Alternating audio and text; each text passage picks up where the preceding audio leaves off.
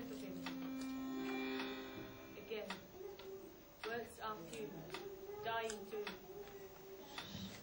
Birth was the death of him, ghastly grinning ever since, up at the lip to come, in cradle and crib, at suck first fiasco, with the first daughters, from mummy to nanny and back, all the way, bandied back and forth, so ghastly grinning on, from funeral to now, this night, 2.5 billion seconds, again, 2.5 billion seconds, hard to believe, so few. From funeral to funeral, funerals of the all but said of loved ones, 30,000 nights, hard to believe, so few. Born dead of night, sun long sunk behind the larches, new needles turning green. In the room dark gaining, till faint light from standard lamp, wick turned low. Now is night, up at nightfall, every nightfall, fade light in the room, whence unknown, none from widow, no, next to none, no such thing as none. Drops the window and stares out, stands there staring out, stock still staring out, nothing stirring in the black vast. Drops back in the end to where the lab is studying, was studying, when last went out. Loose matches in right hand pocket. Strikes one on his father the way his father taught him. Takes off mid-back glove and sets it down. Match goes out. Strikes a second as before. Takes off chimney. Smoke clouded. Holds it in left hand. Match goes out. Strikes a third as before and sets it to wick. Puts back chimney. Match goes out. Puts back low. Turns wick low. Backs away to edge of light and turns to face east. Blank wall. So nightly. Up, socks, nightgown, window, lamp. Backs away to edge of light and stands facing blank wall. Into black vast, covered with pictures once. Pictures of he all but said of loved ones. Unframed, unglazed. Pinned to wall with growing things. All shapes and sizes. Down one after another. Gone, torn to shreds and scattered. Strewn all over the floor. Ripped from the wall and torn to shreds one by one. Over the years of nights, nothing on the wall now but the pins. Not all. Some off with the wrench, some still pinning a shred. So stands there facing blank wall, dying on. No more, no less. No, less. Less to die, ever less. Stands there facing east. Blank, pimpled surface once white and sudden. Could once name them all. There was father, that grey boy, their mother, that other. There together, smiling, wedding day. There all three, that grey blot. There alone, he alone. So on, not now, forgotten, all gone so long, gone, ripped off and torn to shreds, scattered all over the floor, swept out of the way under the bed and left, 1,000 shreds under the bed with the dust and spiders. He all but said, the loved ones, stand there facing the wall staring beyond. Nothing there either, nothing staring there either, nothing staring anywhere, nothing staring anywhere, nothing to be seen anywhere, nothing to be heard anywhere. Room walls full of sounds, faint sounds, whence unknown, pure and fainter as time wore on, nights wore on, none now. No, no such thing as none. Rain some nights still slant against the panes, all dropping gently on the place beneath. Even now, lamp smoking through wick turned low, strange, faint smoke issuing through vending glow. Low ceiling stained by night after night of this, dark shapeless blood, on surface elsewhere white. Once white, stands facing wall after the various motions described, That is, up at nightfall and into gown and socks. No, in them already, in them all night, all day and night. Up at nightfall in gown and socks, and after a moment to get his bearings, gropes the window.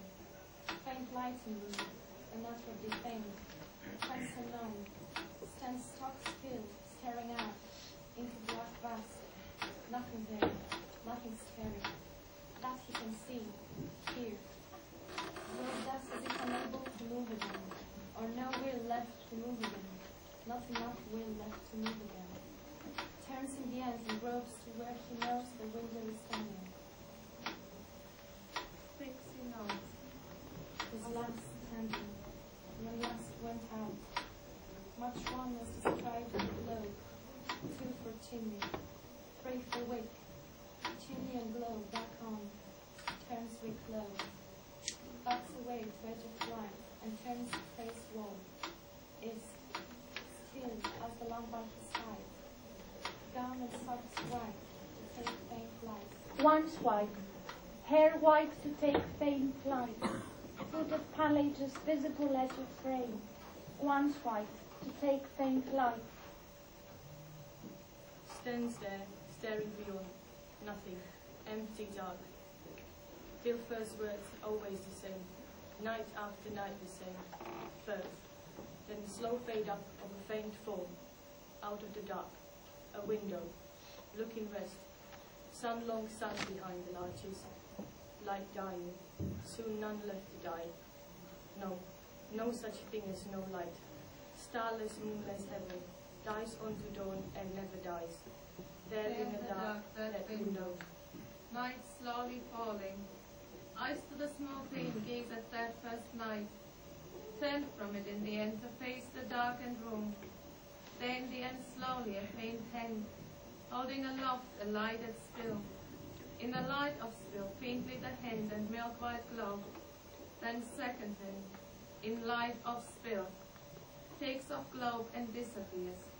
Reappears empty. Takes off chimney. 2 hands in chimney, in light of spill. Spill to big, chimney back on. Hand with spill disappears. Second hand disappears. Chimney alone in gloom. Hand reappears with glow. Glow back on. Turns the glow. Disappears. Pale globe alone in gloom. Glimmer of brass bedrail. Fate. First, the death of him, that revolt smile, 30,000 nights, stands there staring beyond into dark hole again. Window gone, hands gone, light gone, gone, again and again gone, till dark slowly parts again, grey light, rain pelting. Umbrellas round the grave. Seen from above, streaming black canopies, black ditch beneath, rain bubbling in the black man. Empty for the moment, that place beneath, which he always said, which loved one, 30 seconds, throughout to the 2.5 billion hours, then fade, dark, whole again, less dark. No, no such thing as a hole. Stand staring beyond, half hearing what he's saying. He, the words falling from his mouth, making do with his mouth. Lights lamp as described. Backs away to edge of light, and turns to face wall. Stares beyond into dark. Waits for first word, always the same. It gathers in his mouth. Parts lips and thrusts tongue forward. Birth, parts the dark. Slowly the window, that first night. The room, the spill, the hands, the lamp, the gleam of brass. Fade, gone, again and again. Again and again gone, mouth agape, a cry, stifled by nasal, dark parts, grey light, rain pelting, streaming umbrellas, bubbling black mud, coughing out the frame. Bruce, gone. Move on to other matters. Try to move on to other matters. How far from wall, head almost touching, as at window.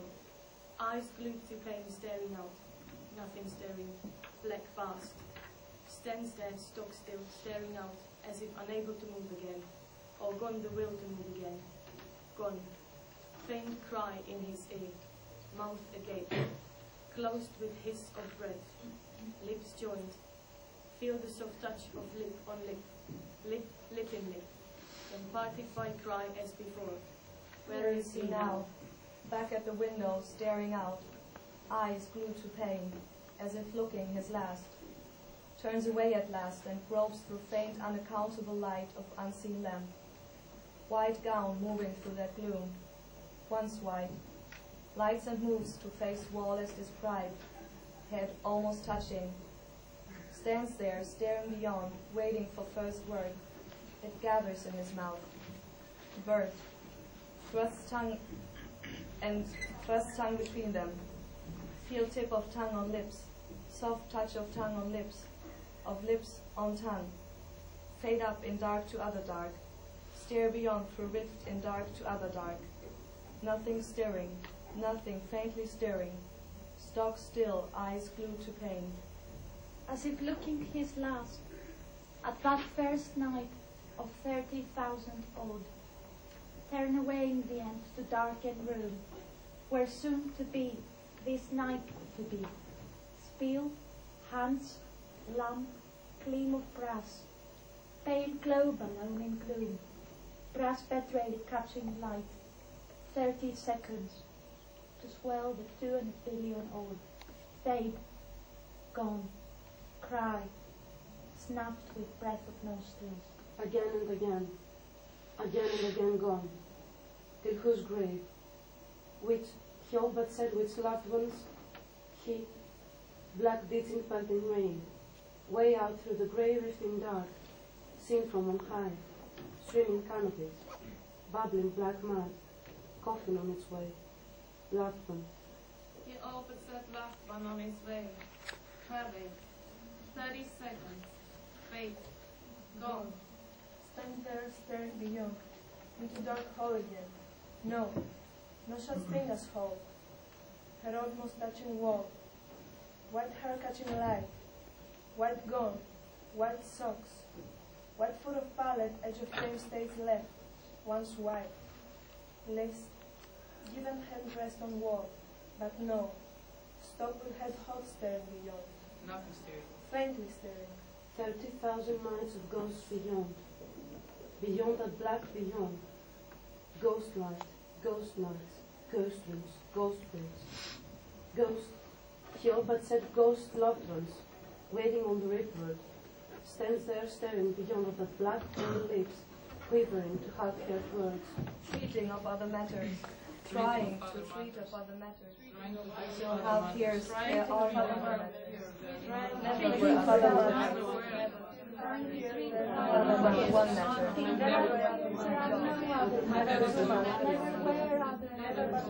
Never two matter.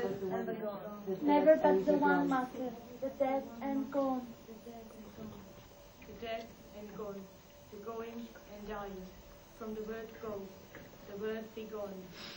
Such as the light gone now. Beginning to go. Where else?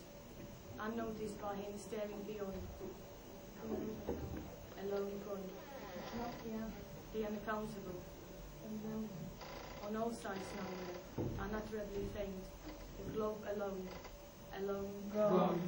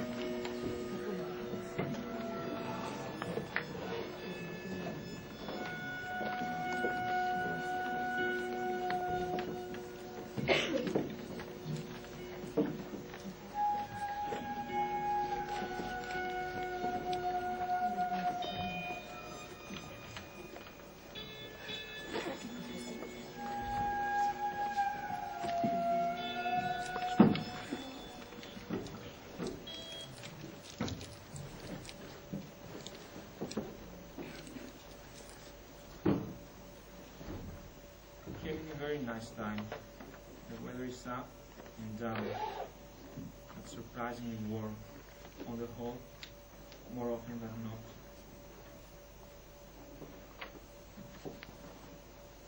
I hope you feel well, and not as big as you did the last time I saw you.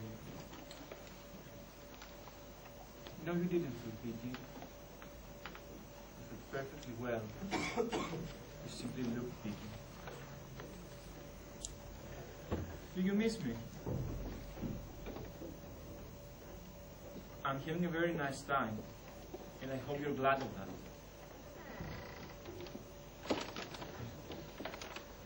At the moment, I'm dead drunk. I had 5 pints of the Fishmonger's Arms tonight, followed by 3 double scotches, and literally rolled home.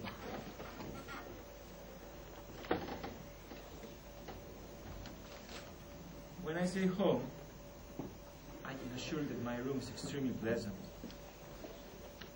So is the bathroom. Extremely pleasant.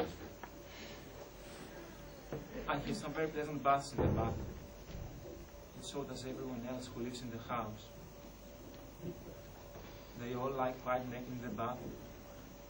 We have very pleasant baths indeed. All the people in the house go about saying what a superb bathroom the one who shares is. They literally tell everyone they meet what lovely baths you can get in that place. More or less unparalleled, to put it bluntly. It's got a lot to do with the landlady, Mrs. Withers. Who turns out to be a naturally charming person with impeccable credentials. When I said I was drunk, I was of course making a joke. I bet you laughed. Mother, did you get the joke?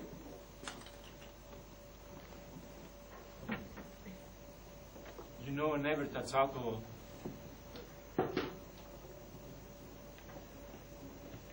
I like being in this enormous city all by myself.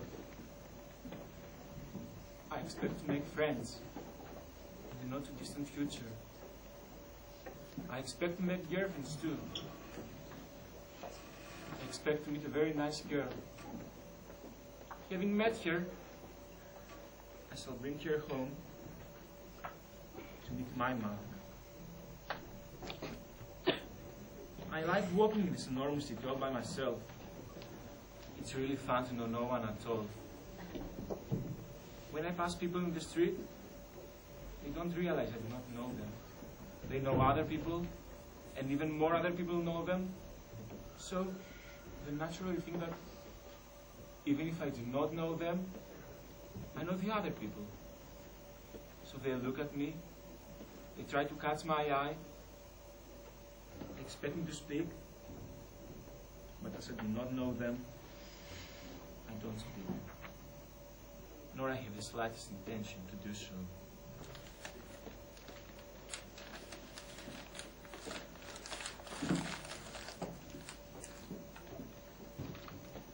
You see, Mother, I'm not lonely. All that has ever happened to me, my childhood, through which you, my mother, and he, my father who died, is with me. Keeps me company. I get on very well with my landlady, Mrs. Withers. She tells me I'm her solace. Sometimes we have a drink at lunchtime, another one at tea time, and then take her for a couple of the Fishmonger's Arms. She was in the Women's Air Force in the Second World War. Don't drop a ball, Charlie, she's fond of saying. Call him flight sergeant, and he'll be happy.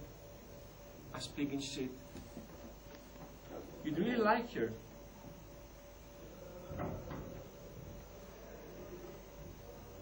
I think it's Dawn. can see it coming. Another day, a day of warmly welcome. And so, I shall end this letter to you, dear mother, with my love. Darling, where are you? The flowers are so wonderful here. The blossoms. You so love them. Why do you never write? I often think of you and wonder how you are. Do you ever think of me? Your mother? Ever? At all? Have you changed your address?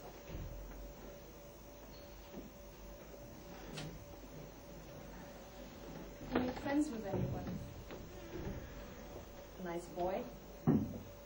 Or a nice girl? There are so many nice boys and girls about. But please, don't get mixed up with the other sort. They can land you in such terrible trouble. You should hate it so. You're so scrupulous, so particular. I often think that I would love to live happily ever after with you and your young wife. She would be such a lovely wife to you, and I would have the occasional dinner with you both. But then I would be quite happy to cook myself, should you both be tired after your long day, as I'm sure you will be. I sometimes walk the cliff path and think of you. You walked the cliff path with your father. Cheese sandwiches, didn't you? You both sat on the cliff top and ate my cheese sandwiches. Do you remember our little joke? Munch, munch. We had a damn good walk, your father would say. You mean you had a good munch, munch, I would say, and you both would laugh. Darling, I miss you. I gave birth to you. Where are you? I wrote you 3 months ago telling you about your father's death. Did you receive my letter?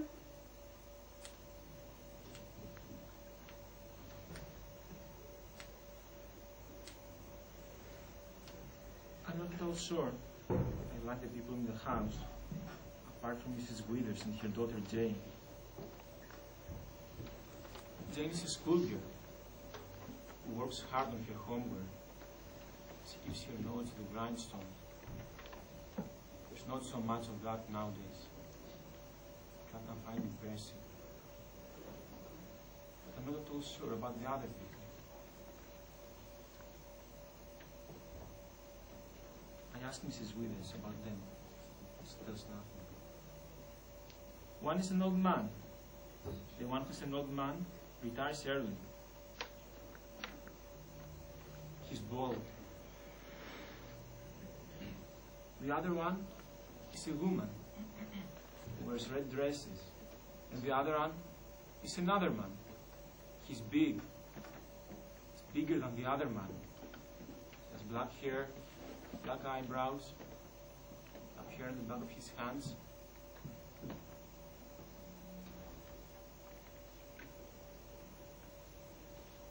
I have decided that Jane is not Mrs. Withers' daughter. She's your granddaughter. Mrs. Withers is 70. Jane is 15. That I'm convinced is the truth. At night, I hear whispering from the other rooms, but I don't understand it. I hear steps on the footway, on the stairs, but I don't dare go out to investigate. Father, since closer to his death, he spoke more and more of you, with tenderness and bewilderment. I tried to console him with the idea that you had left home to make him proud of you. And I think that I succeeded in that. One of his last sentences was, "Give him a slap on the back for me." and a slap on the back for me. I've made a remarkable discovery. The old man, the one who retires early, is called Withers. Benjamin Withers. Unless it's a coincidence, it must be a relation. I asked Mrs. Withers what the truth of that is, but she never talks of nothing but her days in the women's Air Force.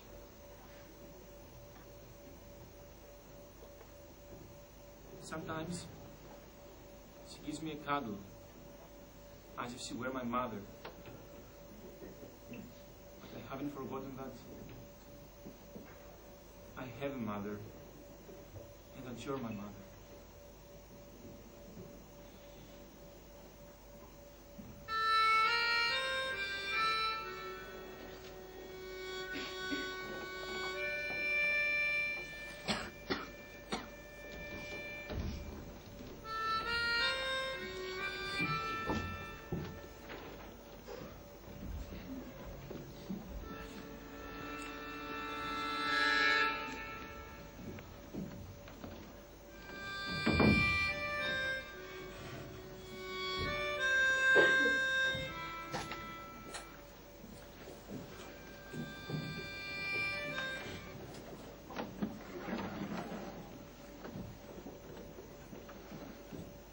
Sometimes I wonder if you remember that you have a mother. Something has happened. The woman who wears red dresses stopped me and asked me into her room for a cup of tea. I went into her room. It was far bigger than I had expected, with sofas and curtains and veils and shrouds and rugs and soft material all over the walls, dark blue. Jane was sitting on a sofa doing her homework by the look of it. I was invited to sit on the same sofa. Tea had already been made and stood ready in a china tea set of a most elegant design. I was given a cup. So was Jane, who smiled at me. "I haven't introduced myself," the woman said. "My name is Lady Withers." Jane sipped her tea with her legs up on the sofa. Her stocking toes came to rest on my thigh. It wasn't the biggest sofa in the world. Lady Withers sat opposite us on a substantially bigger sofa. Her dress, I decided, wasn't red but pink. Jane was in green, apart from her toes, which were clad in black. Lady Withers asked me about you, Mother. She asked me about my mother. I said with absolute conviction that you were the best mother in the world. She asked me to call her Lally and to call Jane Jane. I said I did call Jane Jane. Jane gave me a bun. I think it was a bun. Lady Withers bit into her bun. Jane bit into her bun, her toes now resting on my lap. Lady Withers seemed to be enjoying her bun on her sofa. She finished it and picked up another. I had never seen so many buns. One quick glance told me they were perched on cake stands all over the room. Lady Withers went through her second bun with no trouble at all, and was at once onto another. Jane, on the other hand, chewed almost dreamily at her bun, and when a currant was left stranded on her upper lip, she licked it off without haste. I could not reconcile this with the fact that her toes were quite restless, even agitated. Her mouth, eating, was measured, serene. Her toes, not eating, were agitated, highly strung, some would say hysterical. My bun turned out to be rock solid. I bit into it, it jumped out of my mouth and bounced into my lap. Jane's feet caught it. It calmed her toes down. She juggled the bun with some expertise along them. I recalled that in an early exchange between us, she had told me she wanted to be an acrobat. Darling, where are you? Why do you never write? Nobody knows your whereabouts. Nobody knows whether you're alive or dead. Nobody can find you. Have you changed your name? Well, if you have changed your name, you are a monster. On his deathbed, your father cursed you. He cursed me too, to tell the truth. He cursed everyone inside, except that you were not inside. I do not blame you entirely for your father's ill humor, but Your absence and silence were a great burden on him, a weariness to him. He died in lamentation and oath. Was that your wish? Now I'm alone. Apart from Millie, who sometimes comes over from Dover, for she is some consolation. Her eyes well with tears when she speaks of you. Your dear sister's eyes well with tears. She has made a truly happy marriage and has now a lovely little boy. And when he grows up, he will want to know where his uncle is. What shall we say?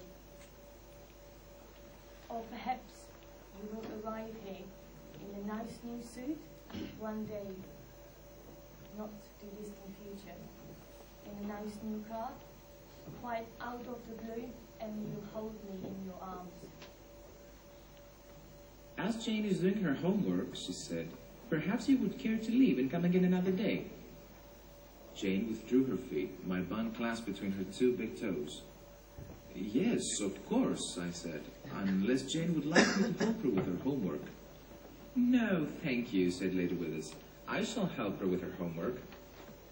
What I didn't say is that I'm thinking of offering myself out as a tutor. I consider that I would make an excellent tutor to the young in any one of a number of subjects. Jane would be an ideal pupil. She possesses a true love of learning. That is the sense of her one takes from her every breath, her every sigh and exhalation. When she turns her eyes upon you, you see within her eyes, raw, untutored, unexercised but willing, a deep love of learning. These are midnight thoughts, Mother, although the time is 10:23 precisely. Darling? While I was lying in my bath this afternoon, thinking on these things, there was apparently a knock on the front door. The man with black hair apparently opened the door. Two women stood on the doorstep. They said they were my mother and my sister and asked for me. He denied knowledge of me. No, he had not heard of me. No, there was no one of that name resident. This was a family house, no strangers admitted. No, they got on very well, thank you very much, without intruders. I suggest, he said, that you both go back to where you come from and stop bothering innocent, hard-working people with your slanders and your libels. These all too predictable excrescences of the depraved mind at the end of its tether. I can smell your sword a mile off, and I'm quite prepared to put you both on a charge of malicious mischief, insulting behavior, and vagabondage. In other words, wandering around on doorsteps knowingly, without any visible means of support. So piss off out of it before I call a copper. I was lying in my bath when the door opened. I thought I had locked it. My name's Riley, he said. How's the bath? Very nice, I said. You've got a well-knit yet slender frame, he said. I thought you only snip. I never imagined you would be as well-knit and slender as I now see you are. Oh, thank you, I said.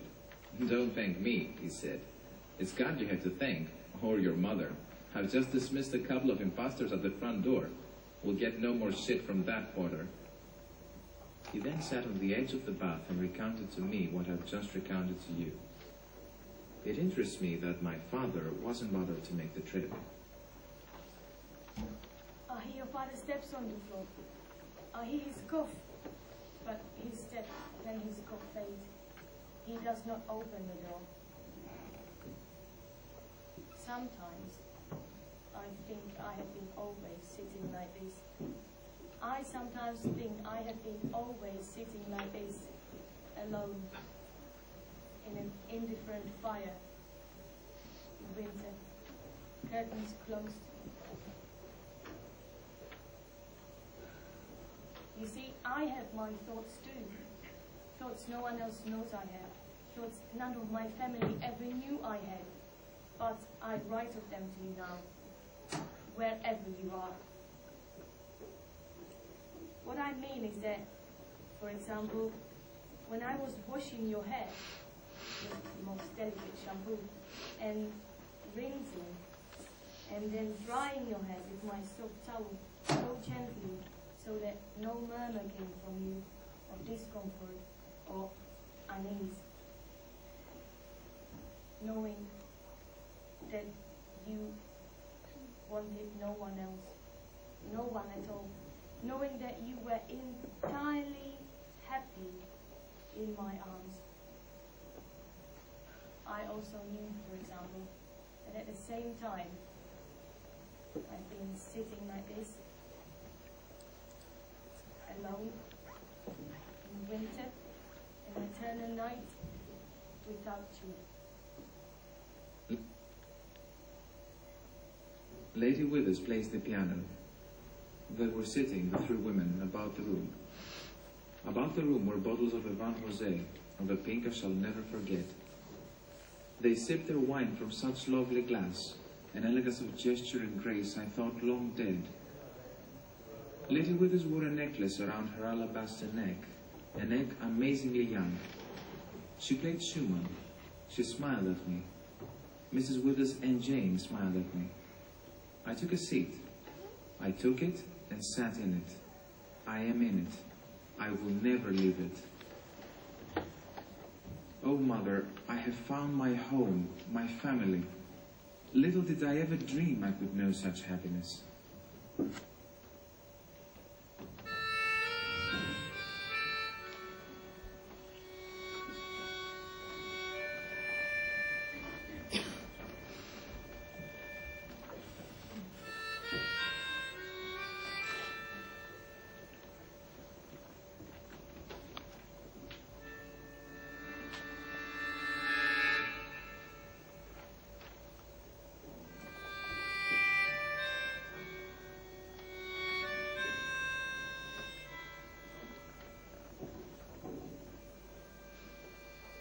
I should forget all about you. Perhaps I should curse you like your father cursed you. Oh, I pray your life is a torment to you. I'm waiting for your letter begging me to come to you. I'll spit on it. Mother, I just had the most unpleasant, the most mystifying experience with a man who calls himself Mr. Withers. Will you give me your advice? Come in here, son, he called. Look sharp, don't mess about. I haven't got all night. I went in. A jug, a basin, a bicycle. You know where you are, he said. You're in my room. It's not Euston Station, get me. It's a true oasis. It's the only room in the house where you can pick up a caravanserai to all points west. Complete, you get me. Be prepared to follow me down the mountain. Embargo on all Duff terminology. Embargo on all things redundant, all areas in that connection verboten. You're in a disease-ridden land, boxer. Keep your weight on all the left feet you can lay your hands on. Keep dancing. The old foxtrot's the classical response, but it's not the response I'm talking about, nor am I talking about the other response. Up the slates, get me. You're in a land of creatures, up and down stairs, the rhythmic side swipes, the rhythmic splits, the macaroni taters, the dumplings and jam mayonnaise, a catapulting old Joe, gross and ramshackle shenanigans, open-ended paraphernalia. You follow me? It's before you and behind you. It's all around. And the only saviour of the grace that you find yourself wanting in. Look how you go. Look sharp. Get the drift. Don't let it get too mouldy. Watch the mould. Get the feel of it, Sonny. Get the density. Look at me. I did. I'm ill. It was like looking into a pit of molten lava, Mother. One look was enough for me. Come to me. Later that night, I joined Mrs. Withers for a Campari and soda in the kitchen. She spoke of her youth. I was a right tippet, she said. It was like a piece of plum dove. They used to come from miles to try their luck. Fell head over heels with a man in fleet hair arm. He adored me. He had him murdered because they didn't want us to know happiness. Could have married him and had tons of sons. Oh no. I went down with the ship. I heard it on the wireless. I wait for you. Later that night, Riley and I shared a cup of cocoa in his quarters.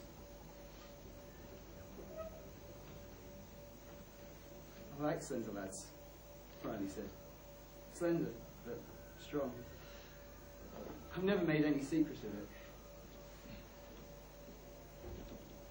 I had to keep my lust in check. It's because I've always been a deeply religious man. My deepest disposition is towards religion. You can imagine the tension this creates in my soul. I walk around in a constant state of spiritual, emotional, physical, and emotional tension. It's taking the discipline I'm called upon to exert. My lust is unimaginably violent, but it goes against my best wishes, which is to keep on the right side of God. I'm a big man, as you can see. I could crush a slip of a lad such as you to death. I mean, the death that is love. The death I understand love to be. But means it is that I keep those desires shackled in handcuffs and leg irons. I'm good at that sort of thing, because I've always been a policeman by trade. And I'm highly respected. I'm highly respected both in the force and in the church. The only place where I'm not respected is here, in this house. They don't give a shit for me here. I've always been a fine tenor. They never invite me to sing. I might as well be living in the middle of the Sahara Desert. There's too many women here, that's the trouble. There's no use talking to Baldy, he's well away. He lives in an area best known to himself. I like health, and strength, intelligent conversation, which is why I took a fancy to you, chum. Apart from the fact I fancy you. I've got no one to talk to here. These women treat me like I'm a leper, even though I've always been a close relation of the sorts. But what relation? Is Lady Withers Jane's mother or sister? And if either is the case, then why isn't Jane called Lady Jane Withers? Or perhaps she is. Perhaps neither's the case.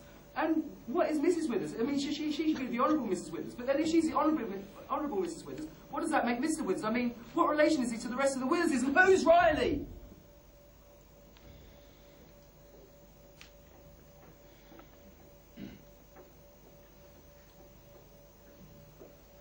If you find me confused, anxious, bewildered and uncertain, you'll also find me content. My life here possesses shape. The house has a very warm atmosphere, as you've no doubt gleaned, and as you've no doubt noted from my accounts, I talk freely towards its inhabitants, with the exception of Mr. Withers, to whom no one talks, to whom no one refers, with evidently good reason. But I rarely leave the house now. No one seems to leave the house. Riley leaves the house, but rarely. He must be a secret policeman. Jane continues to do a great deal of homework while apparently not attending any school. Lady Withers never leaves the house. She has guests, I mean, she receives guests. Those are the steps that I hear on the stairs at night.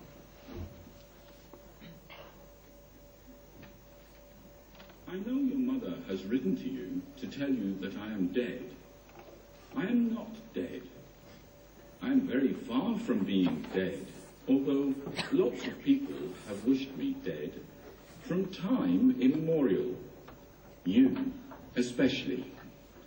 It is you who have prayed for my death from time immemorial. I have heard your prayers.